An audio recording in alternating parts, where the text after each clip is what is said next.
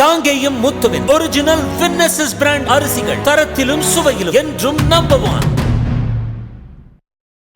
பாஜக மாநில தலைவர் அண்ணாமலை செய்தியாளர்களை சந்தித்து வருகிறார். நேரலையில் பார்க்கலாம்.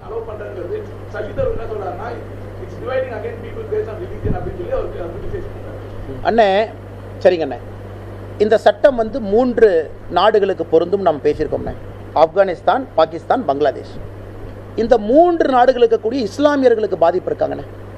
இந்த 3 நாடுகள் இருக்கக்கூடிய இஸ்லாமியர்களுக்கு பாதிப்பு இல்லை. நம்ம நெய்பர். இந்த 3 நாடும் தன்னை இஸ்லாமிக் ரிபப்ளிக்கா டிக்ளேர் பண்ணிட்டாங்க. அது அடிப்படை இஸ்லாமிய நாடுகள்.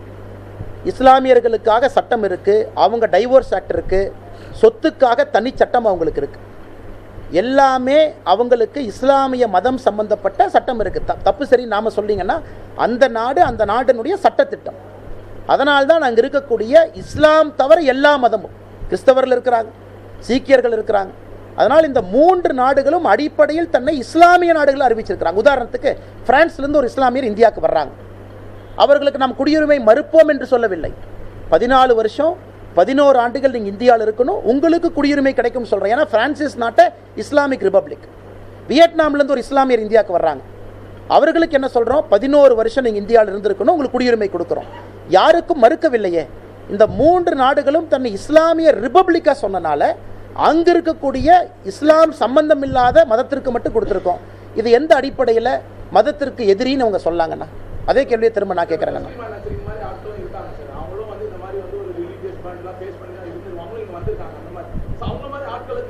உறுதி. இப்போ தஸ்லீமா நஸ்ரீன் போன்ற இஸ்லாமியர்கள் அங்க இருக்கக்கூடிய அரசோடு சண்டை, இவர்களுக்கு அண்ணா நம்ம 2 விஷயத்தை பேசிக்கலாம். ஒரு தனி மனிதனுக்கும் அரசாங்கத்துக்கும் சண்டை இருக்கலாம். அவர்கள் பேசுறதுனால, தஸ்லீமா நஸ்ரீனுடைய புத்தகத்தினால, அல்லது இதே சல்மான் ரஷ்டிக்கு இதே தான் பொருந்தும். சல்மான் ரஷ்டினுடைய புத்தகத்தினால அவருக்கும் இண்டிவிஜுவலாக அவருக்கும் அங்கே இருக்கக்கூடிய அரசாங்கத்திற்கும் ஒரு கிளரிக்குக்கும் ஃபாத்வா போடுறாங்க அப்படின்னா அவர்களையும் நம்முடைய நாட்டில் நாம் நாகரீகமாக சமமாக தான் நடத்தியிருக்கோம். ஆனால் நாம் பேசுவது அடிப்படையில் ஒரு இனத்துக்கு பேசுகிறோம். நீங்கள் இண்டிவிஜுவல் பர்சன், ஒரு தஸ்லீமா நஸ்ரீனோ ஒரு சல்மான் ரஷ்டியோ நீங்கள் பேசுகிறீங்கன்னா அவர்களுக்கும் குடியுரிமை இருக்குது. பட் அவங்க இந்த ப்ராசஸில் போகணும்னு நம்ம சொல்கிறோம். அவர்கள் இந்த 14 ஆண்டுகள் 11 ஆண்டுகள் இந்தியாவில் வசித்திருக்க வேண்டும். அவர்கள் குடியுரிமைக்கு எலிஜிபிள் ஆகிறாங்க. இந்தியாவில் நிறைய பேர் இருக்காங்களே, ஜீன் ரீஸ் இருக்காங்க. உதாரணத்துக்கு பெரிய பெரிய ஆட்கள், எக்கனாமிக்ஸ், பொருளாதாரம், சிட்டிசன்ஷிப் கொடுத்துருக்கோம்ல. எத்தனை பேர்த்துக்கு கொடுத்துருக்கோங்கன்னா நம்மை பொறுத்தவரை யாருக்கும் மறுக்கவில்லை. இந்த 3 நாடுகளும் தன்னை இஸ்லாமிக் ரிபப்ளிக்னு சொன்னனால அந்த நாட்டில் இருக்கக்கூடிய மாற்று மதத்தில் இருக்கக்கூடிய எல்லோருக்கும், ஏன்னா அந்த நாட்டினுடைய சட்டத்திட்டங்கள் இவர்களுக்கு எதிராக இருக்கு. தனிப்பட்ட மனிதர்களுக்கு தனிப்பட்ட பிரச்சனை, அதை நம்முடைய சட்டத்திட்டங்களுக்கு உட்பட்டு நாம் அணுகுகின்றோம்.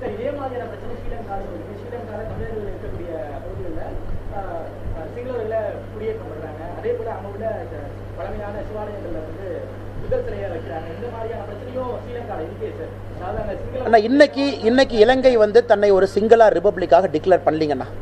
இன்னைக்கு இலங்கை நாட்டை நீங்கள் எடுத்துக்கிட்டீங்கன்னா it is not a single. ஆனால் நம்ம ஃபேக்டாக பேசுகிறோம். எனக்கும் தனிப்பட்ட கருத்து இருக்கும், உங்களுக்கு தனிப்பட்ட கருத்து இருக்கும். அது மைக்கு வழியாக நானும் பேசுகிறேன். நான் ஒரு மாநில தலைவராக ஒரு மைக்கு முன்னாடி உங்கள்கிட்ட பேசும்பொழுது நான் ஃபேக்டாக சொல்லணும். இன்றைக்கி இலங்கையை பொறுத்தவரை it is not a single republic. அங்கே எல்லாருமே இருக்காங்க. புத்திஸ்ட் இருக்காங்க, தமிழர்கள் இருக்கிறாங்க, மலையக தமிழர்கள் இருக்கிறாங்க, பெரிய அளவில் இருக்கிறாங்க. இன்றைக்கி ரிலீஜியஸ் பெர்சிக்யூஷன், அதற்கு நம்முடைய அரசு போராடி கொண்டிருக்கின்றோம்.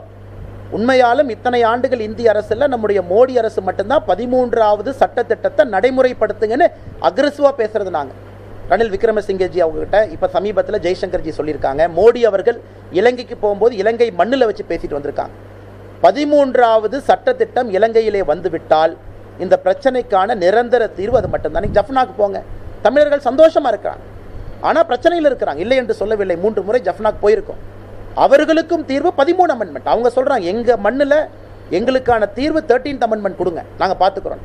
அதிகாரப்பூர்வமாக ஒரு நாடு தன்னை இந்த மதத்தினுடைய நாடு அந்த மதத்தினுடைய நாடுன்னு டிக்ளேர் பண்ணாதப்ப எப்படி தனியாக சிட்டிசன்ஷிப் அமெண்ட்மெண்ட் ஆக்ட் உங்களுக்கு பொருந்துங்கண்ணா?